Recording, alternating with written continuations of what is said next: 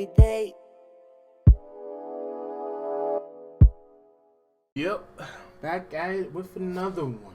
Now, if you've seen this Instagram post with David Njoku saying he's next up, we're waiting because he definitely is next up.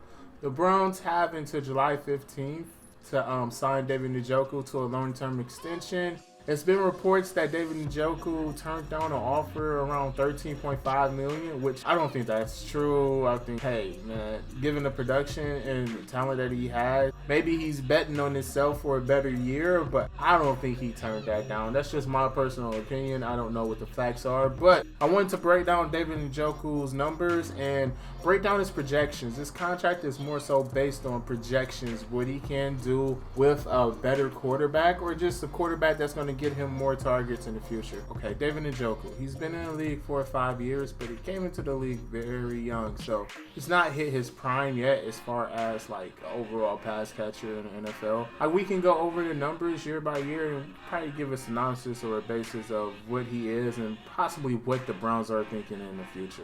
2017 was the first year. That was the year I don't want to think about that year. Like, I honestly, truly don't want to. Man, that was a horrible year, man. I kind of just want to move on from 2017 and just we never see that again, but we're 1-2. First year, caught 32 balls for 686 yards, 12.1 average.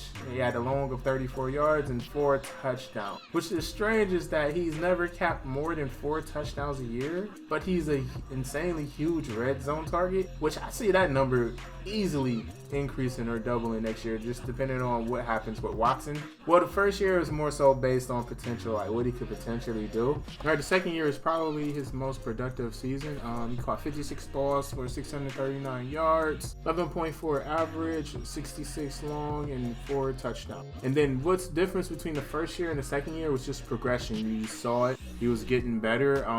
He still had a little bit of issues or drops, but the physical athleticism and gifts were still there and they're present. And he was poised to break out after the next year. So when we get to 2019 was just a blip on everybody's radar. So Njoku got hurt week 2 against the Jets. After that, he didn't really play for the rest of the season. He only caught 5 balls for 41 yards, 8.2 average, and 1 touchdown, which is pretty disappointing because he was slated as one of the tight ends to break out, and he was poised to break out after having a solid 2018 campaign.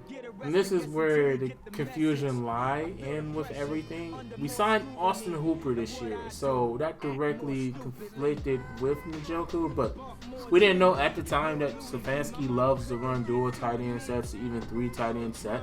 So yeah, he wasn't the main tight end in the system, but he still was getting targets, but not a lot of targets itself. In the 2020 season, he finished with 19 catches for 213 yards and 11.2 average with 28 long and then 2 touchdowns. Moving on from that 2020 year where everyone had success in the first playoff run, everything. He moves on to 2021 where he has the most targets he's had since the second year in his career, and he caught 36 catches for 475 yards, 13.2 average, 71 long against the Chargers. He took like a 10-yard pass, he took it to the house. It's crazy. And 4 touchdowns. What happened between those 2 years is that slowly Njoku started to outplay and out-leverage Austin Hooper. And you can see at that point, I'm like, hey, we should not have signed Austin.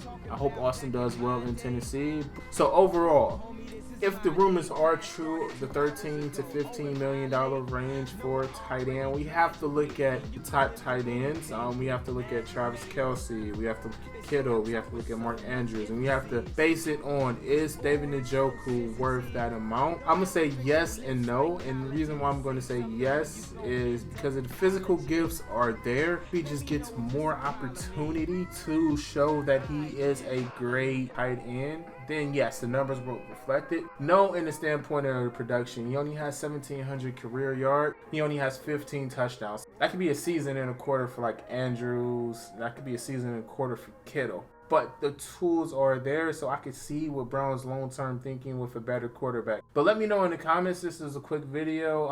relating to the Instagram post. Would you want David Njoku back, and would you want him back at a $13 to $15 million price tag? And how do you feel overall? Will he make that leap in a year or two? Till then, it's always next year. This year, it's gonna be something special.